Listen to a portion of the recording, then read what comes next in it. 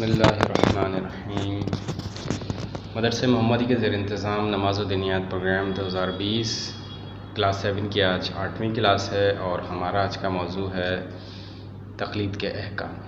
اس سے پہلے کہ ہم اپنی آج کی موضوع کی طرف گفتگو کریں، ہم اپنی پچھلی کلاس کے موضوع یعنی کہ امام زمانہ علیہ السلام کے موضوع پہ مختصراً ایک سرسری سا جائزہ لیتے ہیں۔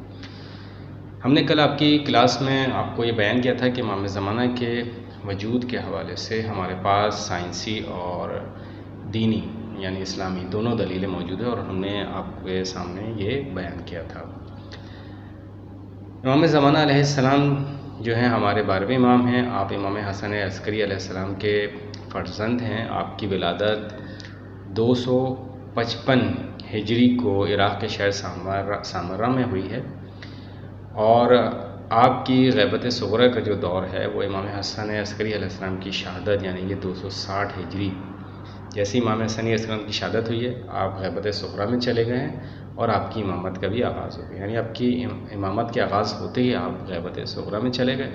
تقریباً آپ نے کوئی 69 ایئرز جو ہیں وہ غیبت صغرا کے اندر گزارے ہیں، اور اس کے بعد آپ کے غیبت کبریٰ کا آغاز ہوا ہے۔ آپ کے غیبت صغرا کے دور میں جو تھے وہ 4 جو آپ کے خاص جو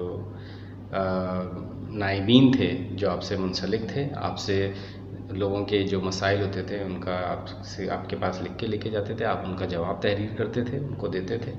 اس کے بعد آپ جب ان تقریباً کوئی 69 سال کے بعد یعنی کہ 329 ہجری کو آپ غیبت کبریٰ میں چلے گئے، اور آپ نے اپنے شیعیوں کو حکم دیا کہ جو ہے وہ غیبت کبریٰ کے زمانے میں جو ہے وہ فقہاء یعنی مجتہدین کی طرف جو ہیں وہ اب اپنے معاملات کو لے کے جائیں اور ان کو اپنا سرپرست بنائیں۔ ہم نے آپ کے سامنے بیان کیا تھا کہ سنی اور شیعہ دونوں کتب میں اور ایک تواتر کے ساتھ بہت تواتر کے ساتھ مختلف طریقوں سے جو ہے وہ امام زمانہ کے حوالے سے مختلف احادیث جو ہے وہ ہمیں ملتی ہیں۔ لہٰذا آخری جو ہم نے بات کی تھی امام زمانہ کے حوالے سے وہ یہ تھی کہ امام زمانہ کا جو لوگ انتظار کر رہے ہیں ان کے چاہنے والے شیعہ، ان کو چاہیے کہ وہ اپنے آپ کو ہر قسم کی برائی سے دور رکھیں اور اپنے آپ کو ایک عظیم انقلاب اسلامی کے لیے یعنی کہ پوری دنیا کے اندر جو اسلامی نفاذ قائم کریں گے امام زمانہ، اس کے لیے جہاد کریں گے، اس کے لیے اپنے آپ کو آمادہ رکھیں ایک سپاہی کی طرح سے۔ اب ہم بات کرتے ہیں اپنے آج کے موضوع یعنی کہ تقلید کے احکام۔ فاسألوا اہل الذکر ان کنتم لا تعلمون، پس اگر تم نہیں جانتے ہو تو جاننے والوں سے پوچھو۔ تقلید جو ہے وہ بنیادی انسانی ضرورت ہے، اور اگر میں آپ سے یہ سوال کروں کہ کیا واقعی دین اسلام کے اندر تقلید ضروری ہے، تو ہم کہیں گے نہیں، ضروری نہیں۔ اگر آپ کے اندر یہ صلاحیت موجود ہے کہ آپ جو ہے وہ ایک مجتہد بننے کی اہلیت آپ کے اندر موجود ہے، تو آپ کو چاہیے کہ آپ مجتہد بن جائیں، یا اگر مجتہد بننے کی صلاحیت نہیں رکھتے تو آپ جو ہے وہ احتیاط پہ عمل کریں، مت کریں تقلید، احتیاط پہ عمل کر لیں۔ لیکن اگر آپ یہ دونوں کام نہیں کر سکتے تو پھر تیسرا کام آپ کو جو کرنا پڑے گا وہ یہ کرنا پڑے گا کہ آپ کو تقلید کرنی پڑے گی۔ تقلید کیوں ضروری ہے؟ جیسا کہ ہم جانتے ہیں کہ دنیا کے اندر انسانی ضرورت کے بہت سارے شعبے موجود ہیں۔ جیسے ایک شعبہ ہے انسان کی کاشتکاری کا، انسان اس کا مہارت رکھتا ہے، کاشتکاری کرتا ہے تاکہ تمام انسانوں کے لیے غذا فراہم کرے۔ اسی طریقے سے کچھ لوگ معمار ہیں یعنی سول انجینئر ہیں، کنسٹرکشن انجینئرز ہیں جو گھر بناتے ہیں اور گھر کی ڈیزائننگ کرتے ہیں۔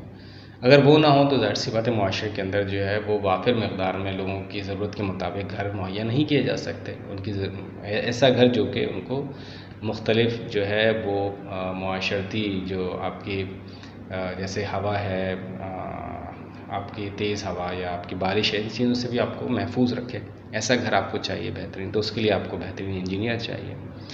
اسی طریقے سے جب آپ کو تعلیم حاصل کرنی ہے تو آپ کے لیے بہترین ٹیچر بھی آپ کو چاہیے۔ اسی طریقے سے اگر آپ کو دین میں آپ کو فروغ کے اندر یعنی آپ کو کوئی عمل انجام دینا ہے تو اس کے لیے ضروری ہے کہ آپ کسی مجتہد کی تقلید کریں۔ تقلید کس شخص کی کریں گے؟ جو کہ اپنے وقت کے اندر سب سے زیادہ عالم ہوگا، یعنی فقہی عنوان میں سب سے زیادہ مہارت رکھتا ہوگا، ایسے شخص کی تقلید کریں گے اور اس کے فتاوی کے مطابق جو ہے آپ کیا کریں گے؟ عمل انجام دیں گے۔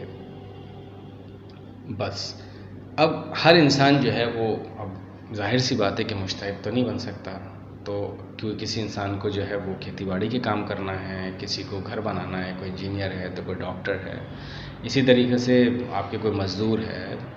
ہر انسان کی ضرورتوں کے بہت سارے شعبے ہیں، ان تمام شعبوں کے لیے وافر مقدار میں لوگوں کا ہونا بھی ضروری ہے، نہیں ہوں گے تو انسانی مشکلات بڑھ جائیں گی۔ تو اب جو لوگ ان شعبوں سے وابستہ ہیں ان کو چاہیے کہ کیا کریں کہ دینی احکام میں اپنے مجتہد کی طرف رجوع کریں، ایک عالم کی تقلید کریں اور اس کے بتائے ہوئے فتوے کے مطابق جو ہیں وہ انسان زندگی گزارے۔ دین اسلام میں جو شخص مہارت رکھتا ہے، اپنی پوری زندگی احادیث، قرآن اور تعلیمات ائمہ، سیرت معصوم میں گزار دیتا ہے، ایسا شخص جو مکمل مہارت رکھتا ہے اپنے دین میں، ایسے شخص کو جو ہے مجتہد کہتے ہیں۔ اور مجتہد میں جو شخص سب سے زیادہ علم رکھتا ہے، ایسے شخص کو عالم کہتے ہیں، اور عالم کی ہی انسان کو تقلید کرنی چاہیے۔ عالم کی تقلید کیوں کرنی چاہیے؟ یہ ایک جو بات ہے وہ ایک عقلی بات بھی ہے، کیونکہ جو شخص سب سے زیادہ علم رکھتا ہے، سب سے زیادہ مہارت رکھتا ہے، وہ غلطی کا اس میں جو شبہ ہے وہ کم سے کم ہوگا۔ مطلب یہ شخص غلطی کم سے کم کرے کیونکہ اس کے پاس علم بہت زیادہ ہے، مہارت بہت زیادہ ہے۔ تو بہتر کیا ہے کہ انسان مجتہد کی، ایسے عالم مجتہد کی طرف رجوع کرے جس میں انسان کو کاملاً جو جس چیز پہ عمل کر رہا ہے، یعنی دینی احکام پہ، اس کو مکمل یقین حاصل ہو کہ وہ کیا کر رہا ہے۔ اچھا، اب ہم آپ کے سامنے یہ بیان کرتے ہیں کہ اب اگر انسان فرض کریں کہ مجتہد نہیں ہے تو احتیاط پہ عمل کریں۔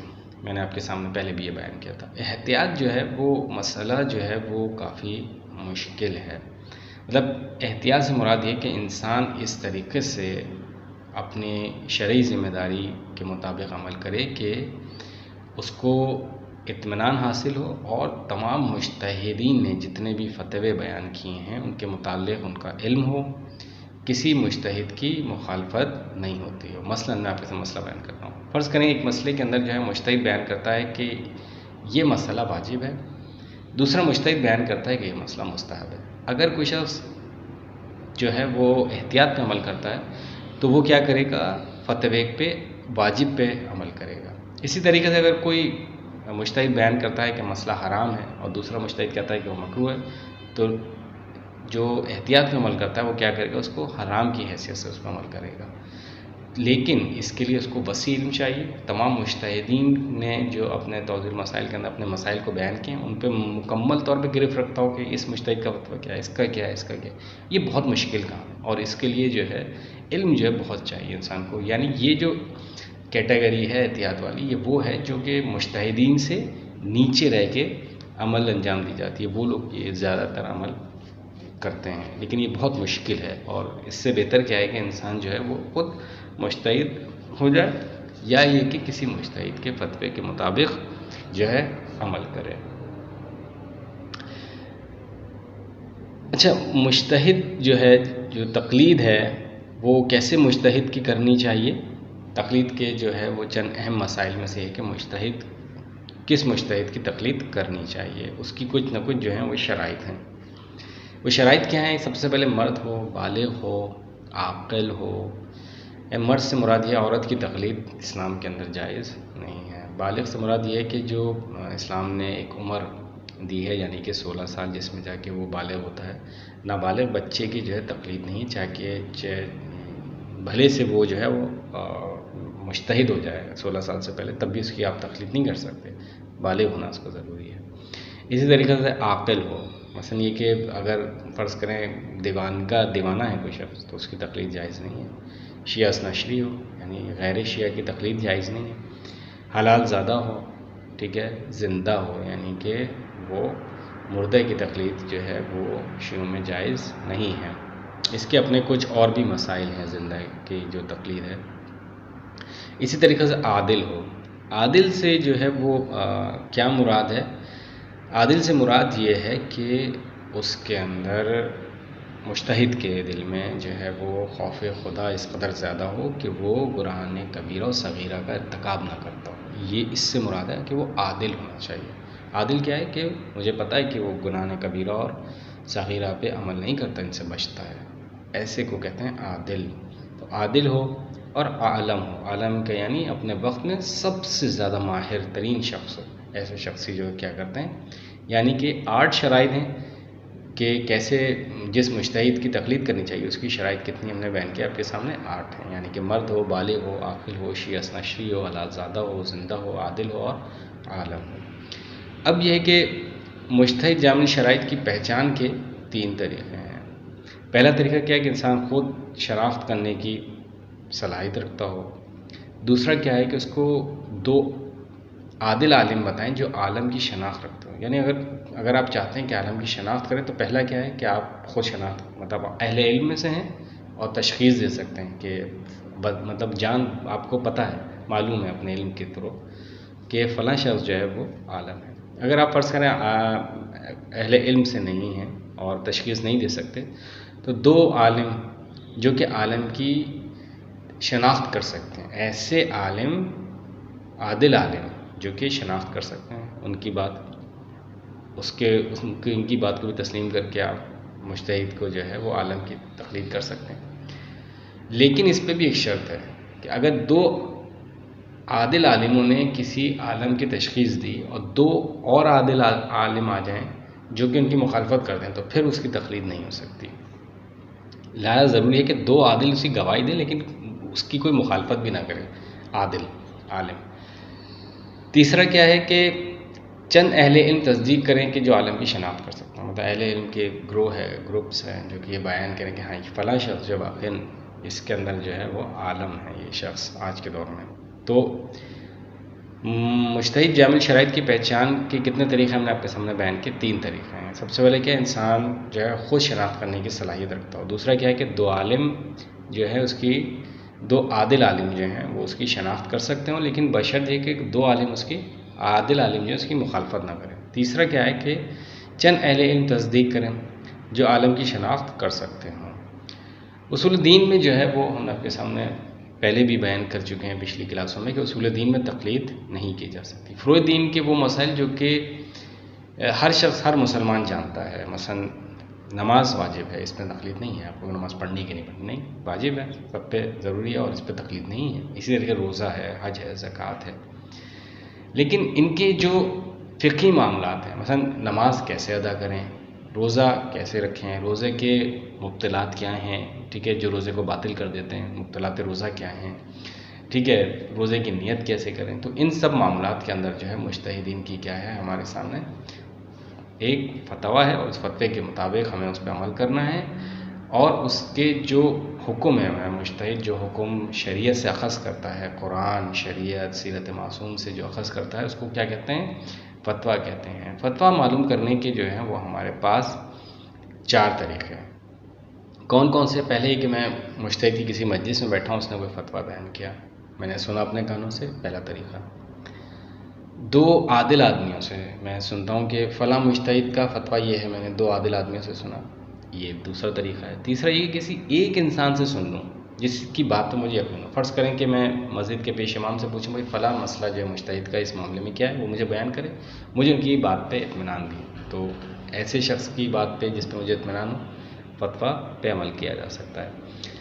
مثلا میرا کوئی دوست ہے جو قم سے آیا، میں معلوم ہے کہ یہ علم دین حاصل کر رہا ہے اور اس کو مجتہدین کے فتویٰ کے متعلق اس کو آگاہی ہوگی اور مجھے اطمینان ہو جاتا ہے ہاں ہے، اگر مجھے کوئی فتویٰ بتائے تو میرے لیے قابل قبول ہے.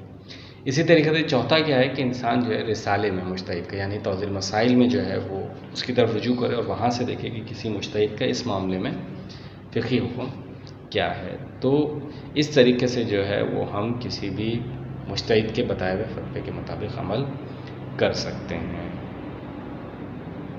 والسلام علیکم ورحمۃ اللہ.